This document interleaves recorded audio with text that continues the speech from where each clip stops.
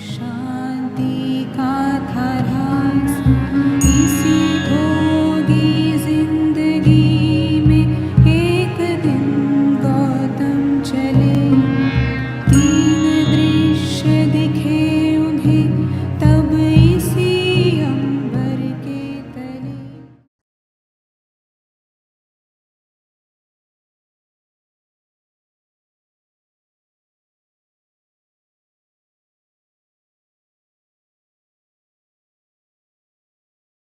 You're evolving, you must help your parents to evolve because for an Indian person, I want you to understand the only reason why parents desperately want to have a son is because they believed that you will facilitate their liberation. Do you know this? Do you know this? Why? You don't know this? Why they want to have a son is when you die, only your son will be there to set fire to you, he will do the karmas, he will do the kriyas. It's important because a girl gets married and goes away somewhere. See, today it's different. Wherever she is, she will come back today if you die. I didn't mean at least if you die, she'll come back. But in those days, if the girl got married and went to a faraway place, that's literally the end of it. You rarely see her, okay? She's not going to come because you die, because you can't keep the body. If she's going to walk 200 kilometers from somewhere and walk and come, she'll take 5 days and she will not come. There'll be nobody to do the things that are necessary. So always having a son was most important, he will be around. If you die, he will do the necessary things so that your liberation will happen. So in pursuit of liberation, unknowingly they bore you. Now it's time you remind them. This is an important duty for a child. As your parents are aging and if they don't have the sense to come to their senses, you must bring sense to them. You must remind them, like I just now reminded you, you're 1 year closer to the grave. Your parents are much closer than you, isn't it? I mean, it's a fact of life. If you miss this one fact, you will live a silly life, isn't it? Yes or no? If you miss this one fact, you are going to live an extremely stupid life. So, as your birthday gift, you must remind them, it's time they looked inward. They want you to… they don't mind you being drunk, they don't mind you being lost, but they're afraid if you take a spiritual step, you may not turn back. But they're right on that. It is not that you won't go home, you will go home, but they won't have the same bondage from you as they knew. They don't have their hooks on you, suddenly you're free. That's something that nobody can tolerate. Please understand this. When I am bound, you are free, I cannot tolerate this. When I am bound, you should also be bound because I am bound to you. Why are you not bound to me? So this is the whole game. So as a son, this is one of your most important duties, to remind your parents that in their life it is important, they've done whatever they knew best till now.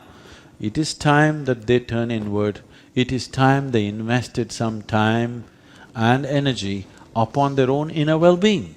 Because if they don't do this one thing, they will die miserably for sure. Yes. If you have not found anything beyond the physical, when the moment of death comes, terror is the only way. You have no other choice, isn't it? You don't want your parents to die in terror, you want them to die gracefully, isn't it? No?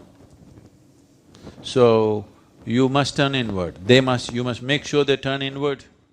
We see quite a generation gap between our generation and our parents' generation, and it sometimes so happens that Hey, no, not me, no gap between you and me. I'm much younger than you. It sometimes so happens that we want something out of our life and they don't necessarily agree with it, and we end up in a conflict. And we sometimes even curb our desires just to see them happy. So how do we deal with that conflict? See, please sit down, thank you. Uh, this is not a problem with your generation, this is a problem unfortunately with every generation.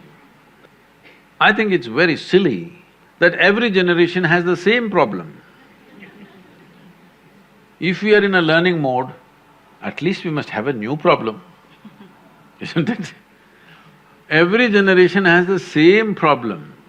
Though they were also youth just 25, 30 years ago, somehow they suddenly act like they landed, just like as they are today. So, because your parents are not here, I can't talk to them, so we'll talk to you. If you want to craft your life the way you want, and what you want, if it's not in concurrence with your parents or the society in which you live in or the university in which you're studying, it can happen. What you choose may not be in line not only with your parents' choices, may not be in line with your peers' choices, may not be in line with the institution's choices, may not be in line with the society in which you live. So if you want to do your own thing, you must understand there will be a price to pay. Only thing you're complaining about is how to have what I want without paying a price. There is no such life. If you want to do what you want, and if what you want is not in line with the larger interests of what is around you, then they will make you pay a price. If what you want means so much to you, you must pay the price. But if you find the price is too much for what little you want to do, you will step back naturally. It is like going to the market, you know. You went and want to buy a few flowers, that guy says $2,000 for flowers. You say, no, I want flowers, but no, because he's asking too big a price. This is so with every step in our life. When we want to do something, there will be a price attached to it. We must evaluate, do I want to pay this price? What I want, does it mean so much to me that I'm willing to pay this price, or I'm not willing to pay this price? This is individual. There is no standard treatment for everybody. This is individual. Some people want it so badly, they're willing to pay any price. For some people, it's a passing interest, so they will drop it and they'll go on. There's nothing wrong with both are fine.